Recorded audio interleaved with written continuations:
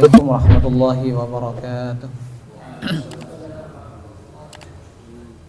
Innal hamdalillah nahmaduhu wa nasta'inuhu wa nastaghfiruh wa natubu ilaihi wa na'udzu billahi min shururi anfusina wa min sayyiati a'malina. May yahdihillahu fala mudilla lahu wa may yudlil fala hadiya lahu. Asyhadu an la ilaha illallah wahdahu la syarika lahu wa asyhadu anna Muhammadan 'abduhu wa rasuluh. Allahumma salli wa sallim ala nabiyyina Muhammad wa ala alihi wa ashabihi wa dhurriyyatihi wa ahli baitihi wa man sara ala sunnati wa manhajihi ila yaumil qiyamah wa ba'da. Masyaallah muslimin rahimakumullah. Alhamdulillah, nikmat yang begitu besar, yang teramat banyak Allah berikan kepada kita semuanya. Malam hari ini kita bisa melaksanakan ibadah sholat maghrib dan dilanjut dengan mengaji sirah nabawiyah sebagai wujud cinta kita kepada baginda Rasulullah Sallallahu Alaihi Wasallam. Orang yang cinta Nabi itu nggak cuma sekedar bilang cinta. Semua yang berkaitan dengan Nabi harusnya dia cinta. Kenapa belajar sirah? Kenapa belajar sejarahnya Rasulullah? Kalau kita nggak kenal Rasul, nggak mengenal sejarahnya Rasulullah SAW, maka bisa dipastikan kita pun tidak akan memahami bagaimana agama ini disampaikan dan bagaimana Rasulullah menyampaikan, mendakwahkan ya agamanya Rasulullah, agama Islam ini. Bapak Ibu sekalian rahmati Allah, di dalam Al-Fatihah itu kita sudah baca ihdinas siratal mustaqim ya. Tunjukkanlah kami ke jalan yang lurus, siratal ladzina an'amta 'alaihim, yaitu jalannya orang-orang yang Engkau anugerahkan nikmat kepada mereka, ghairil maghdubi 'alaihim waladdallin. Bukan jalannya orang yang dimurkai dan juga bukan jalannya orang-orang yang tersesat. Jalan itu kan sirah, Pak. Ya. Jalan itu berarti jalan hidup, sirah apalagi cari wong Madura lampah ya. Apa yang mereka lakukan, pelajaran apa yang bisa kita ambil, sejarah. Nah. Baik, masyaallah muslimin rahimakumullah, pada pertemuan sebelumnya kita sampai pada pembahasan Nabiullah Ibrahim alaihissalam ya. Ini kan sejarah kota Mekah. Ya, Nabiullah Ibrahim alaihissalam yang dilahirkan di Irak ya, di kota Ur ya, di Babil ya. Kemudian beliau berhijrah ke Haran, ke arah Syam, kemudian ke Halab. Nah, ini sudah di Palestina ini Pak ya. Kemudian masuk ke Al-Quds, masuk ke Baitul Muqaddas, kemudian di Al-Khalil. Kemudian beliau ya, ke Al-Hijaz. Jadi di sini beliau meninggalkan Hajar dan putranya Ismail, kemudian kembali lagi ke Al-Quds, Palestina. Jadi negeri yang diberkahi, alladzi barakna haulahu, dalam surah Al-Isra Pak ya. Subhanalladzi asra bi'abdihi lailan minal masjidil haram ilal masjidil aqsa alladzi barakna haulahu linuriyahu min ayatina. Ini adalah Al-Quds. Ini sini. Kemudian beliau ya, masyaallah muslimin rahimakumullah, beliau sempat ke arah Mesir. Ini juga ini dakwahnya. Baik. Kemudian pada kesempatan malam hari ini kita akan fokus Nabi Ismail alaihissalam lahir dan dibawa ke lembah Bakkah. Jadi nama Mekkah itu Makkah, Bakkah ya, bi Bakkata. Nah, dalam Al-Qur'an juga. Yakni pada tahun 1911 sampai 1774 ya, qablal miladi, sebelum Masehi, atau 1307 tahun ya. Rabbi habli minas salihin, di sini doanya Nabi Ibrahim alaihissalam. Ya, makanya pentingnya doa itu ayah bunda Bapak Ibu, Ya. Kapan doa itu dikabulkan, kapan doa itu diwujudkan, terserah Allah. Allah yang Maha tahu. Tapi yang penting doa itu dipanjatkan. Pengen umroh, doa itu tuh. Pengen haji, ayo doa. Kapan? Biar Allah yang mengabulkan, biar Allah yang mewujudkan. Nabiullah Ibrahim alaihissalam juga berdoa dalam surat As-Saffat ayat 100 sampai 101. Rabbi habli minas salihin. Rabbi habli, ya Tuhan. Rabbi habli, habli itu artinya anugerahkan. Ya, makanya Allah itu punya sifat Al-Wahhab. Al-Wahhab, zat yang Maha mengkarunia.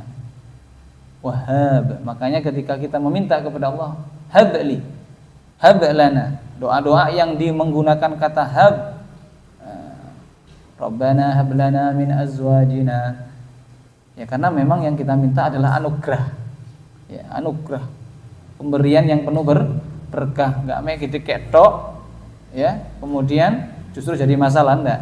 Rabbi habli, Rabbana hablana, Rabbana hablana min azwajina wa dzurriyyatina qurrata a'yun waj'alna lil muttaqina imama. Nah, di sini Nabiullah Ibrahim berdoa, Rabbi habli, ya Allah, anugerahkan, karuniakan, menunjukkan bahwa yang diminta ini bukan sesuatu yang kaleng-kaleng, sesuatu yang sangat amat berharga. Anak, Pak, anak itu karunia, Pak. Nggih. Bener Pak ya? Anak itu karunia. Habli minas salihin, anugerahkan kepada saya ya Allah seorang anak minas salihin, yang termasuk dari kalangan golongan orang salih. Doanya Nabi Ibrahim alaihissalam. Lalu Allah menjawab doa Nabi Ibrahim ini pada ayat lanjutannya, fabasysyarnahu bighulamin halim, maka kami beri dia kabar gembira bighulamin halim, dengan lahirnya, dengan hadirnya anak yang sangat amat sabar. Halim, kalau alim ya, halim itu maknanya adalah Ismail ya. Kalau alim Ishak. Nah, itu bisa ditengeri begitu Pak ya. Kemudian ini doa-doa Nabiullah Ibrahim alaihissalam yang lain ada dalam surah Ibrahim ayat ke-37.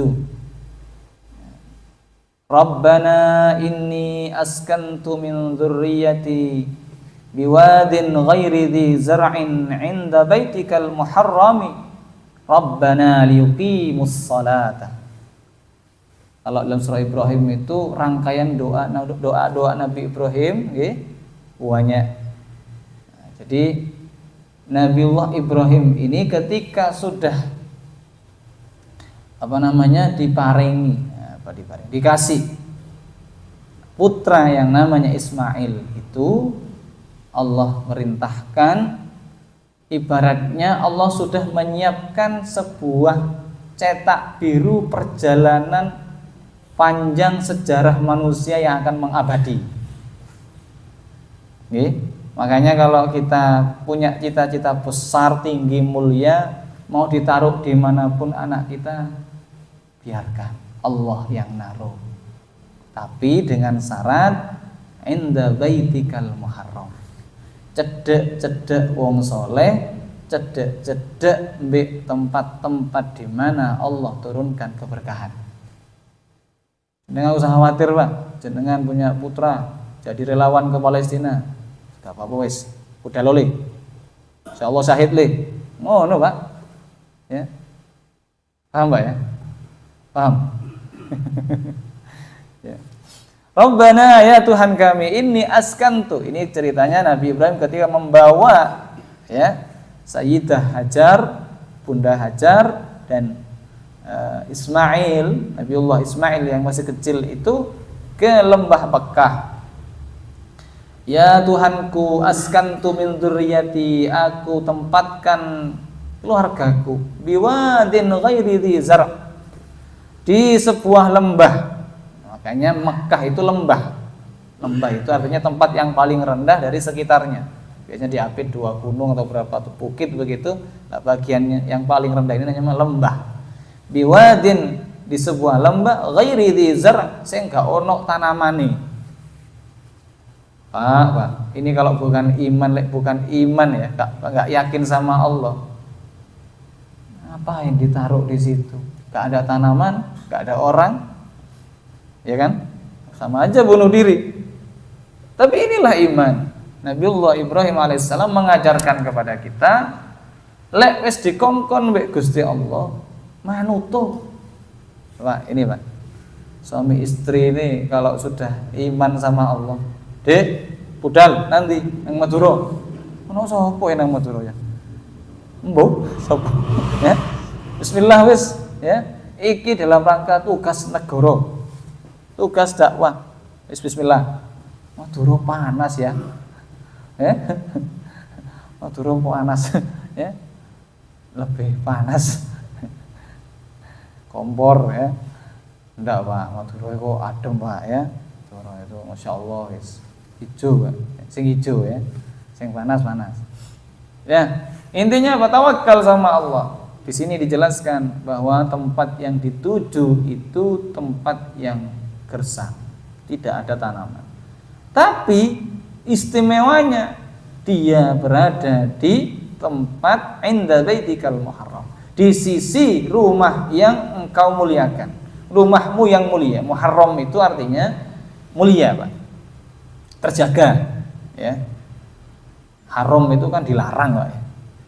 Makna yang lain adalah haram itu al-haram, Masjidil Haram. Nah ini kalau di Malang ada Masjidil Halal ya, di Bumiayu Pak, sudah semerep. Ada yang tahu? Wah ini belum viral berarti. Di Bumiayu itu ada Masjidil Halal ya. Kalau di tanah Mekah Masjidil Haram ya, di Bumiayu Masjidil Halal. Masih bener asli namanya Masjid Halal. Jenengan cari aja di Google Masjid Halal, Masjidil Halal ya, mungkin masjid yang boleh halal Pak, boleh Pak, boleh ya, boleh dimasuki, boleh tempat dijadikan tempat ibadah. Inda baitikal muharram, di sisi rumahmu ya Allah yang dihormati, yang dimuliakan. Rabbana ya Tuhan kami. Setelah itu disampaikan permohonannya. Maka tidak apa-apa Pak, jenengan itu kalau ngaduh ngeluh sama Allah tidak apa-apa, itu benar. Tapi kalau ngaduh ngeluh sama manusia itu yang dikeluhi itu ikut ngeluh ya. Nah, ini bedanya. Kalau sama Allah tidak apa-apa, jenengan harus rinci aja masalah jenengan. Ya Allah, boten enten duit. Ya Allah, ngeten bayar SPP lo. Yoga kula wayahe SPP jek kurang bayar, nunggak ini badhe ujian. Macam-macam guys. Sama Allah. Baru setelah itu ya kita minta ya. Rabbana liyuqimus salata. Lalu Nabiullah Ibrahim ini menyampaikan sebuah permohonan yang sangat luhur, mulia. Ya Tuhanku, ya Allah, wahai Rabbku yang menciptakan, yang mengatur kehidupanku dan seluruh kehidupan alam semesta ini, saya ikhlas, saya ridho, taruh di tempat yang gersang sekalipun, tapi di sisi rumahmu yang mulia, liyuqimus sholata, agar mereka anak keturunanku itu menegakkan sholat. Pak, Bu, jenengan motivasinya, kita semuanya motivasinya, naruh anak dimanapun, naruh keluarga dimanapun, motivasinya adalah agar dekat kepada Allah, agar tegak sholatnya, agar tegak lurus ibadahnya.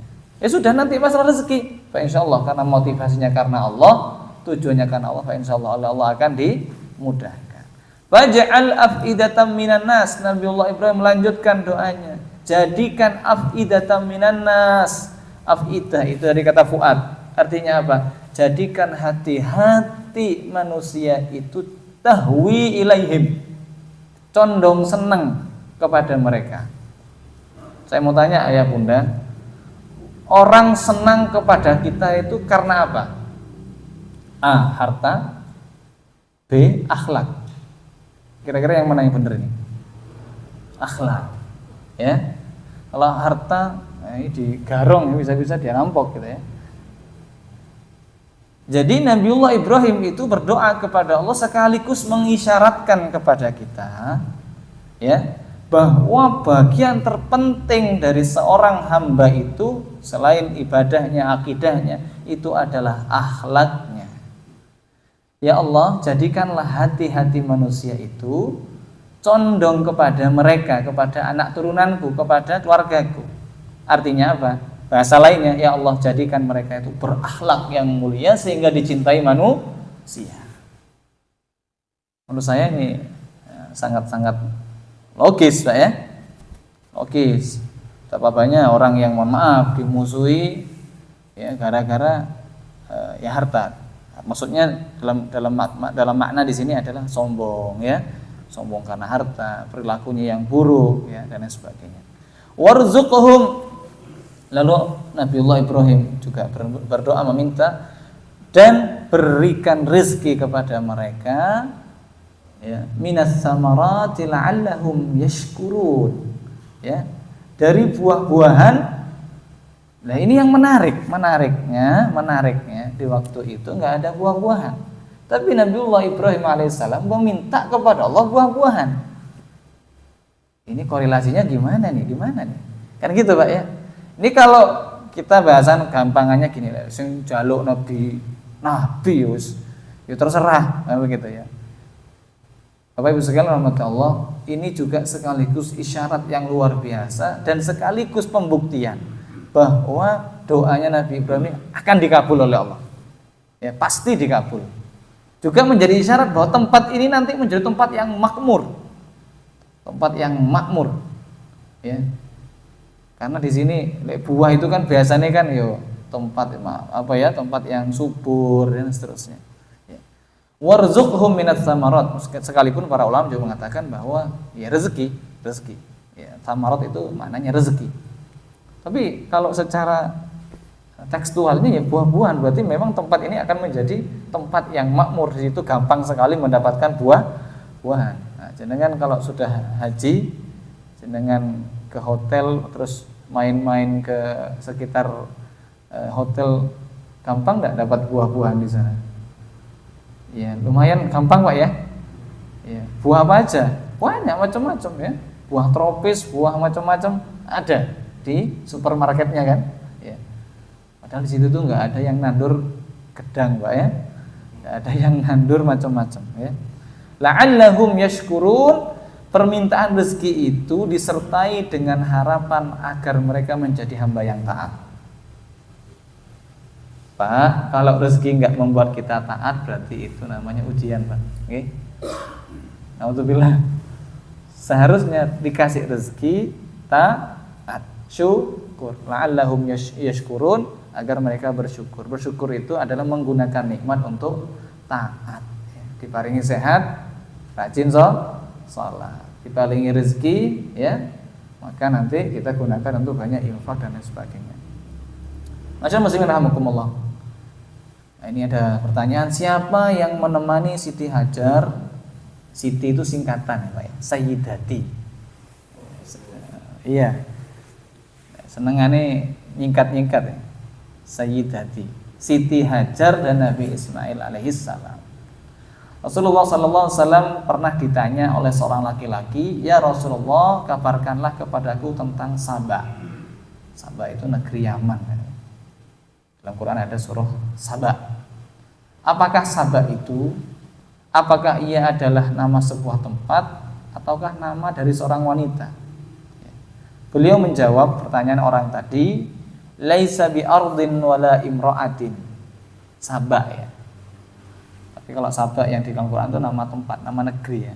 Di sini hadisnya Rasulullah menjelaskan nanti, laisa bi ardin wala imra'atin. Saba itu bukan nama sebuah tempat atau nama wanita. Walakinnahu rajulun. Tapi ia adalah seorang laki-laki, walada asyratan minal Arab, yang dia punya 10 anak dari bangsa Arab. Di Saba itu begitu ya, laki-laki punya anak 10. Jenengan punya anak pinten? 10 kurang 8 ya. 2 anak cukup. Kalau saya memahami gini itu bukan 2 Pak, 11 11 anak cukup. Ya. Baik, lanjut. Fatayamana sittatun wa tasya'ama arba'atun. Nah, di sini watayamana. Yang 6 orang dari anak-anaknya itu menempati wilayah Yaman. 6 orang tinggal di Yaman, ya, domisili di Yaman. Dan yang keempatnya, sisanya watasya'ama, berarti di negeri Syam, wilayah Syam. Jadi begitu kata Nabi SAW. Jadi Saba itu adalah laki-laki yang punya anak 10. Yang 6 tinggal di Yaman, berarti selatan, ya. Yang 4 tinggal di Syam. Ya, Syam itu Palestina, Lebanon, ya, Suriah, Irak, ya, Yordan, ya. Sekarang ini hadisnya dari Abu Dawud, ya, dan Tirmidzi. Baik. Jadi itu asal muasalnya begitu, ya. Baik. Ini kok nyambung ke negeri Saba, ya. Karena negeri Saba ini, atau bisa dikatakan tadi Rasulullah mengatakan asal muasalnya orang Arab itu kokonore gitu, ya. Nanti anak iku ono sing nang Syam, ono sing Yaman. Allah Subhanahu wa taala berfirman mengabarkan tentang kemakmuran negeri Saba atau kaum Saba. Dalam surah Saba 15. Laqad kana li saba'in fi maskanihim ayatun jannatani ay yamini wa shimal kulu min rizqi rabbikum washkuru lahu baldatun thayyibatu wa rabbun ghafur. Laqad kana li saba'in, sungguh telah ada, sesungguhnya ada tanda kekuasaan Allah Subhanahu wa taala li Saba'in, bagi kaum Saba. Tanda kekuasaan Allah. Artinya negeri Saba ini negeri yang makmur, Pak. Fi maskanihim, di tempat kediaman mereka, maskan, sakan, maskan. Ayatun jannatani an yaminin wa shimalin. Ya, apa tanda kekuasaannya Allah Subhanahu wa taala, yaitu 2 jannatani, 2 buah kebun. 2 buah kebun yang ada di sebelah kanan dan di sebelah kiri. Menunjukkan saking makmurnya ini negeri Saba ini, ya. Kulu min rizqi rabbikum, kepada mereka dikatakan kulu, makanlah olehmu dari rezeki yang dianugerahkan Allah Tuhanmu, washkuru lahu, dan bersyukurlah kepadanya. Bagaimana gambaran negeri Saba itu? Baldatun thayyibatun wa rabbun ghafur.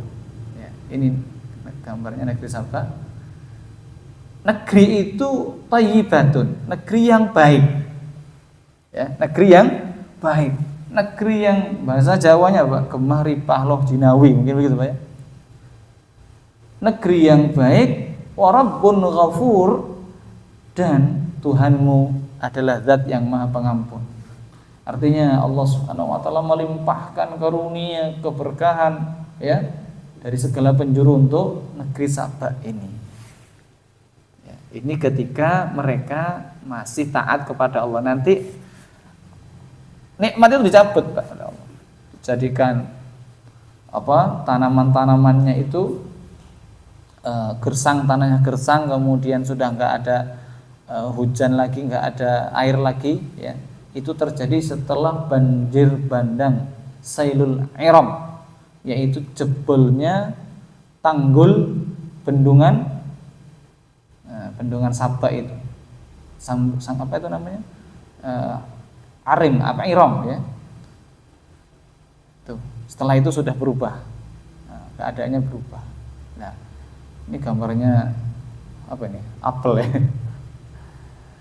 Gambarnya apel. Ilustrasi aja ini, Pak, ya. Qatadah dan Abdurrahman bin Zaid rahimahumullah mengisahkan, apabila ada seorang yang masuk ke dalam kebun tersebut yang ada di kanan dan di kiri tadi, ayatun jannatani ayyaminin wa shimalin tadi, dengan membawa keranjang di kepalanya. Saking suburnya negeri Sabah ini, Qatadah dan Abdurrahman ini cerita kalau ada orang masuk ke kebun, 2 kebun itu atau salah satunya, ketika keluar dari kebun itu keranjang tersebut sudah penuh dengan buah-buahan tanpa harus memetik buah tersebut. Ini the perfect garden ini Pak ya. Ada enggak Pak kira-kira seperti itu? Kalau di Malang ya, di Batu barangkali kan itu banyak itu, kebun jeruk ya. Jenengan bawa keranjang, taruh di kepala, cukup masuk aja 5 menit balik lagi penuh Pak ya. Allahu Akbar, menunjukkan bahwa luar biasanya negeri Sabah. Abdurrahman bin Zaid menambahkan di sana tidak ditemukan nyamuk. Jadi perkara-perkara hal yang tidak menyenangkan itu enggak ono Pak. Nyamuk, lalat, serangga, kalajengking dan ular. Dalam tafsir At-Tabari menunjukkan bahwa negeri Sabah ini negeri yang masya Allah ya, berkah. Allahu Akbar. Pernah Pak, pernah ada terjadi seperti itu. Okay? Ya. Kemudian kita lanjut. Nah ini bendungan Ma'rib, saya tadi salah ya. Sailul Iram itu ada namanya apa namanya banjir ya. Yang membuat tanah di Ma'rib ini subur adalah bendungan Ma'rib. Bendungan Ma'rib atau juga dikenal dengan nama Bendungan Arib. Oh iya tadi sudah benar ya. Bendungan Arib. Bendungan yang panjangnya 620 meter, 620 meter, lebarnya 60 meter dan tinggi 16 meter. Ini mendistribusikan airnya ke ladang-ladang penduduk dan juga menjadi sumber air di wilayah Ma'rib. Literatur sejarah menyebutkan bahwa yang membangun bendungan ini adalah Raja Sabah bin Yasjub. Raja Sabah bin Yasjub. Sedangkan buku-buku tafsir mencantumkan nama Ratu Bilqis sebagai pemrakarsa dibangunnya bendungan ini. Jadi yang membuat negeri ini subur adalah tentang teknologi irigasinya yang sudah modern, Pak. Maju zaman itu. Mereka menampung air. Ya, kita tahu Yaman itu enggak sepenuhnya kayak Indonesia ya Pak ya, yang seperti itu. Tapi mereka sudah punya teknologi untuk bagaimana menahan air itu sampai waktu yang cukup lama, yaitu dengan cara dibendung. Allahu a'lam bishawab. Lalu terjadilah yang terjadi ya. Ini karena ulah manusia Pak ya. Fa'aradu, lalu mereka berpaling dari apa? Dari perintahnya Allah. Disuruh taat gak mau taat, suruh sholat gak mau sholat ya. Ketika ngapunten kita introspeksi diri kita, ujian harta itu terkadang jauh lebih berat daripada ujian kesulitan. Oke? Orang kalau dikasih harta jadi sombong ya. Fa'aradu, maka mereka berpaling, maksudnya penduduk dari negeri Sabah ini berpaling dari Allah Subhanahu wa taala. Fa arsalna alaihim sailal arimi, lalu kami datangkan kepada mereka sailal arim. Sail itu artinya banjir bandang yang besar. Wa baddalnahum bi jannatayhim. Nah, ini ilustrasinya kok ya pas banget. Anggaplah ini 2 kanan kiri ini adalah gambar kebun, yang sebelah kanan kebun duren, sebelah kiri kebun jeruk be apel gitu ya. Ya. Kami ganti bagi mereka 2 apa itu namanya?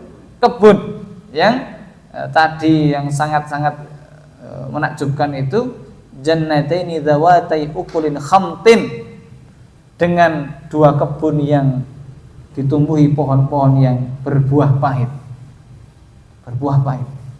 Ya, barangkali tanaman-tanaman yang produktif itu mati, tumbuh Pak tanaman-tanaman yang lain ya. Mungkin semak belukar atau apa ya, tanaman yang buah pahit apa Pak? Ya. Oh, mimba. Kalau di Madura itu pohon mimba sama ini. Apa itu namanya yang banyak Sing pahit-pahit ya, Allah a'lam bissawab. Ukulin khamtin wa athlin wa syai'in min sidrin qalil, ya. Pohon yang pahit, pohon asal, ya. Wa athlin, pohon asal, Allah alam saya kurang tahu, ini pohon asal. Wa syai'in, dan sedikit dari pohon sidr. Sidr itu adalah bidara, ya. Sedikit dari pohon bidara, sidr. Qalil, Allah alam bissawab. Ada yang memaknai yang lain mungkin, tapi sidr ini identik dengan bidara yang saya tahu, yang saya pahami, ya. Demikianlah yang memberi balasan kepada mereka karena kekafiran mereka. Baik, masyaallah muslimin rahimakumullah. Ini kronologis, ya. Kronologis gimana ceritanya terjadi eksodus besar-besaran orang Yaman, nanti jalan mereka imigrasi ke arah Mekah, ke arah Hijaz dan sekitarnya, Mekah, Madinah, ya. Gitu. Kan mereka dulu di selatan kan ceritanya, kan gitu kan, anak turunannya Yaman, orang Yaman ini. Mereka nanti akan berjalan ke arah utara. Baik. Karena kekeringan setelah jebolnya bendungan Ma'rib tadi, otomatis mereka ini sudah kesulitan ekonominya, kekeringan. Kabilah dari Yaman, yakni suku Jurhum, eksodus, ya. Mereka melakukan perjalanan, ya, dari Yaman ke arah Syam. Niatnya mau ke arah utara negeri Syam. Memang negeri Syam itu jauh lebih subur, Pak. Dan negeri Syam itu punya iklim 4 iklim, ya. Gitu. Tetapi melihat ketika mereka melintasi itu Wadi Bakkah tadi apa namanya? Ya. Itu mereka melihat ada sumber air di situ. Ya. Akhirnya suku Jurhum ini yang berasal dari Yaman menetap di Mekah, di lembah Mekah ini setelah mendapat izin dari Sayyidah Hajar, yakni istrinya Nabiullah Ibrahim alaihissalam. Nah, disinilah kemudian terjadi interaksi sosial, ya. Nanti Ismail itu dinikahkan dengan keturunan suku Jurhum ini, gitu sekalian. Ya, jenengan Pak, ya, jenengan dari Blitar, sedangkan Bunda dari mana Pak? Pak Hamdi dari mana? Madiun. Wah, ini ketemu sama Bunda Madiun, jenengan sini Malang. Oh, ya. Terus hijrah ke Sekarpuro. Bikin dinasti di Sekarpuro. Dinasti Hamdiyah. Iya. Iya, Bani Hamdi, ya. Baik. Kedatangan Nabi Ibrahim ke Mekah, ya. Judulnya kedatangan Nabi Ibrahim ke Mekah. Ya. Ilustrasinya ini Mekah dulu, Pak, ya. Ilustrasinya sangat sederhana seperti ini. Ini ilustrasi. Sekarang tuh ada, Pak, multiverse, ya, apa itu? Yang kacamata itu, yang orang kalau apa itu namanya itu? Multiverse, ya, apa ya, Pak? Wah, multiverse. Apa? Jadi ada programnya itu kita diajak, tapi itu masih di sana, masih di Timur Tengah kayaknya, belum masuk Indonesia kayaknya. Ya, Allah alam bissawab. Saya lihat di YouTube itu. Jadi orang bisa merasakan kondisi kondisi Mekah zaman dulu, ya. Jadi kayak nyata begitu, ya. Ya. Kan kita belajar sirah kan bisa membayangkan kan gitu, ya. Jadi nggak usah jauh-jauh ke Timur Tengah lah. Yang pertama, masyaallah, ketika mengantarkan Siti Hajar dan Ismail alaihissalam, ya. Jadi Nabi Ibrahim itu kunjungan ke Mekah itu ada sekitar 5 kali, ya. Satu, ketika mengantar Siti Hajar dan Ismail. Yang kedua, datang lagi, yaitu perintah menyembelih Nabi Ismail. Yang ketiga, yaitu ketika beliau datang lagi untuk meninggikan Ka'bah. Yang keempat, mengunjungi keluarga Ismail yang pertama, ya. Kemudian yang kelima, datang lagi untuk mengunjungi keluarga Ismail yang kedua. Mengunjungi keluarga Ismail yang pertama itu adalah ketika itu, Pak, Nabi Ismail alaihissalam, ya, disuruh nyeraikan istrinya itu, ya. Kemudian datang lagi untuk yang kedua kali. Baik, itu kunjungan Nabiullah Ibrahim ke Mekah. Padahal beliau Nabi Ibrahim itu di mana, Pak? Tugasnya di Palestina, ya, Palestina. Jaraknya Mekah ke Palestina itu 5.000 km. Iya Pak, dikira deket Pak. Ya. Jauh Pak, bener Pak. Makanya kita bayangin saja Rasulullah Isra dan Mi'raj itu gimana ya, kalau bukan atas kuasanya Allah Subhanahu wa taala. Makanya Allah mengatakan subhanalladzi asra. Itu pakai asra ya. Memperjalankan. Maha suci Allah yang telah memperjalankan. Tidak mungkin kalau Rasulullah jalan sendirian dalam waktu yang sesingkat itu ya. Baik, itu Bapak Ibu sekalian. Tapi inilah Allah Subhanahu wa taala nggih telah menyiapkan set plan perjalanan para kekasihnya itu dengan sedemikian. Sekaligus ini menjadi pelajaran. Mekah, Palestina, Mesir ya, dan semuanya yang dimana itu menjadi tempat-tempat negeri para nabi, para aulia dulu, para ambiya dulu itu adalah negeri-negeri yang diberkahi. Seharusnya kita itu cemburu Pak. Palestina dioyo-oyo koyo ngono ya. Dibombardir mbek Israel apa Israel apa. Ya. ya. Loh kok bangsa Arab, mohon maaf bangsa. Insyaallah kalau rakyatnya sih enggak kayak gitu. Rakyatnya pengen sekali bantu. Loh penguasanya ini loh kok ya enggak ada actionnya gitu loh, ya. Cuma ngecam aja. Ya. Nah inilah yang terjadi hari ini. Padahal itu negeri yang diberkahi. Negerinya Nabiullah Ibrahim, Palestina ya.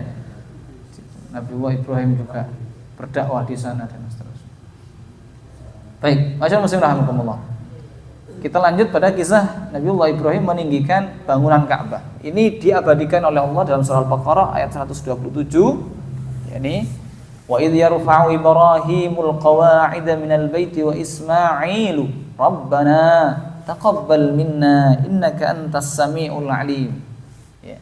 Nanti ada untayan doa yang itu permohonan agar suatu saat kelak lahir dari itu keturunan Nabiullah Ibrahim itu seorang nabi ya. Dan itu adalah Nabi Muhammad SAW. Yang Nabi Muhammad bilang begini, saya ini adalah jawaban dari doa ayah saya, yaitu Nabi Ibrahim. Wa idh yarfa'u, dan ingatlah ketika Nabi Ibrahim itu meninggikan al-qawaidah, ya, dasar-dasar qawaid ya, dari qaidah itu adalah pondasi-pondasi minal baiti, dari Baitullah. Wa Ismail, ya, bersama Ismail sambil berdoa, Rabbana taqabbal minna innaka antas samiul alim. Wahai Rabb kami, taqabbal minna, terimalah amalan kami ya. Innaka antas samiul alim, sungguhnya engkaulah yang maha mendengar lagi maha mengetahui. Masyaallah muslimin rahimakumullah, ayah dan anak sosok yang soleh ya. Bapaknya soleh, anaknya soleh. Kemudian kedua-duanya ini dijadikan sebagai pionir kebaikan. Makanya Bapak Ibu juga harus punya cita-cita seperti itu. Nggih. Gak sugih ora apa-apa. Sing penting apa? Sugih amale gitu loh Pak ya. Setelah iso sugih, iso ya. Karena dengan sugih itu bisa nolong agama Allah, bisa membantu sesama dan sebagainya ya. Tapi seandainya kita pun tidak sugih tapi kita ini punya kontribusi besar terhadap agama, terhadap dakwah. Nah itu baik Pak yang seperti itu, nggih. Anak kita jadi guru, jadi muallim, ya, jadi dai, ya, yang dia bermanfaat ya, waktunya, tenaganya, pikirannya untuk umat. Dan Nabiullah Ibrahim dan putranya Nabiullah Ismail alaihissalam, beliau meninggikan dasar-dasar Baitullah ini, ditinggikan. Berarti kan sebelumnya Baitullah ini sudah ada, nggih. Pondasinya sudah ada. Baik, masyaallah muslimin rahimakumullah. Lanjutkan. Nah ini, siapa yang pertama membangun Ka'bah? Nah ini siapa Pak? Bisa jawab ini. Siapa yang pertama membangun Ka'bah? Ya, Allah Subhanahu wa taala. Inna awwala baitin wudi'a lin-nasi. Sesungguhnya rumah yang pertama kali mula-mula dibangun untuk tempat ibadah, wudi'a lin-nas ya. Tempat ibadah manusia, lalladzi bi Bakkah. Nah, makanya kata Bakkah itu diambil dari kata ini, Bakkah, bi Bakkah. Ya. Mubarakan. Bakkah ya ini Baitullah. Ya, yang ada di Bakkah atau Mekah, berada di tadi lembah ya. Mubarakan yang diberkahi. Kalau diberkahi itu artinya penuh kebaikan ya, penuh kebaikan. Mubarak, penuh kebaikan. Ini mubarak itu bukan nama makanan Pak ya. Apa itu? Dodol mubarak ya. Jangan jadi ingat itu. Maksudnya itu dikasih nama dodol mubarak itu penuh kebaikan. Bibakkata wa hudan lil alamin ya, dan menjadi petunjuk bagi semua manusia. Ali Imran ayat 96. Jadi ini ayat yang menunjukkan bahwa rumah yang pertama kali dibangun untuk tempat ibadah manusia ini adalah Baitullah yang ada di Mekah atau Mekah yang diberkahi dan menjadi petunjuk bagi semua manusia. Ya, kalau Masjidil Aqsa jarak dari dibangunnya Masjidil Haram berapa tahun? 40 ya, 40 tahun. Oke, setelah itu baru Masjidil Aqsa. Ya. Kayaknya Masjidil Aqsa itu jangan sampai kita lupakan ya. Kalau jangan baca wattini wazzaitun wa turi sinin itu kan sudah masuk itu semuanya itu. Saya tambah sedikit lagi, dan Ismail alaihissalam pun menginjak remaja. Ini bagaimana Nabiullah Ismail alaihissalam ya berada di lingkungan tempat tinggalnya yaitu di Mekah. Beliau ketika kecil ya sudah bergaul dengan kabilah Jurhum dan belajar bahasa Arab dari mereka yang berasal dari Yaman tadi. Ismail kemudian menikah dengan wanita dari Jurhum ya, ketika sang bunda telah tiada. Pernikahan Ismail dengan putri dari Mudad ya, jadi pernikahan yang kedua ini. Mudad itu dari suku Jurhum, menghasilkan 12 anak laki-laki. Putranya Nabi Ismail 12 Pak. Anak laki. Masya Allah ya. Sini kan benar Pak. Dua laki-laki ya. Ya Masya Allah. Oke. Insya Allah. Moga-moga.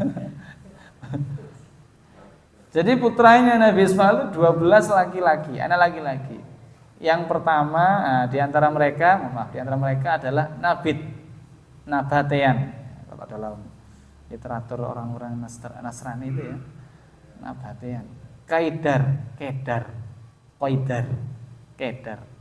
Saya pernah mengikuti sebuah diskusi tentang Muslim Kristen ya. Lalu mereka mengatakan ya, ini anaknya Kedar ini gitu, anak Kedar. Oh ternyata yang disebut Kedar itu adalah putra dari Ismail ya.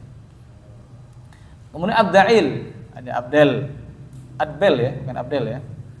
Mibsyam, Mishma, Duma, Misha, Hadad, Yatma, Yatur, Nafis, dan Qaidaman. Dari Nabetian ini memiliki keturunan bernama Adnan. Lalu Adnan ini menjadi nenek moyangnya Rasulullah sallallahu alaihi wasallam. Allah. Ya. Baik. Mungkin cukupkan dulu ya Pak nggih. Ya, kita belajarnya pelan-pelan tapi moga-moga dipahami ya. Bisa menambah wawasan pengetahuan kita tentang asal muasalnya sejarah bangsa Arab dan bagaimana mereka kemudian menyebar, termasuk Nabiullah Ibrahim alaihissalam dan putranya Ismail, dan nanti pada akhirnya sampai kepada baginda Nabi Shallallahu alaihi wasallam. Baik, ada yang ingin ditanyakan ayah bunda berkaitan dengan penjelasan saya tadi? Israel. Baik, kalau Israel itu keturunannya Nabi Yakub ya Pak ya. Dari Yakub, Yusuf, terus gitu. Bani Israel, kaumnya Nabi Musa. Ya. Kenapa? Okay. Sabak, iya. Sulaiman, okay. Yang dari Yaman ya.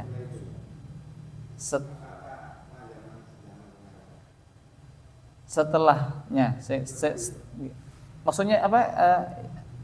Bendungannya Pak? Bendungan itu dibangun ya. Bendungan itu dibangun oleh rajanya ya apa tadi? Siapa namanya? Saya lupa. Raja Sabak ya. Sabak bin Yasdub. Ya, berarti lebih dulu Raja Sabak ya. Sabak ini adalah berarti pionirnya Raja Sabak saja, Sabak bin Yasjub ini, kemudian setelah itu Bilqis itu. Ya. Allah alam, mungkin begitu Pak ya. Ya berarti Nabi Sulaiman itu kan di Palestina Pak ya. Nah, Bilqis ini kan di Yaman ya. Subhanallah ya. Mindahin singgasananya dari Yaman ke Palestina. Ya. Ya, kan enak ya belajar sejarah kan jadi nyambung ya. Oh, begitu. Baik, ada lagi? Ayah? Yakfi? Cukup? Oke. Kalau cukup, ya semoga diparingi berkah umurnya, usianya, bisa kepanggil malih insyaallah di bulan depan ya. Jadi ngajinya sebulan sekali Pak ya. Tidak apa-apa Pak ya? Tidak apa-apa. Semoga istiqomah lah. Amin. Itu dengan doa subhanakallahumma bihamdik asyhadu an la ilaha illa anta astaghfiruka wa atubu ilaik. Assalamualaikum warahmatullahi wabarakatuh.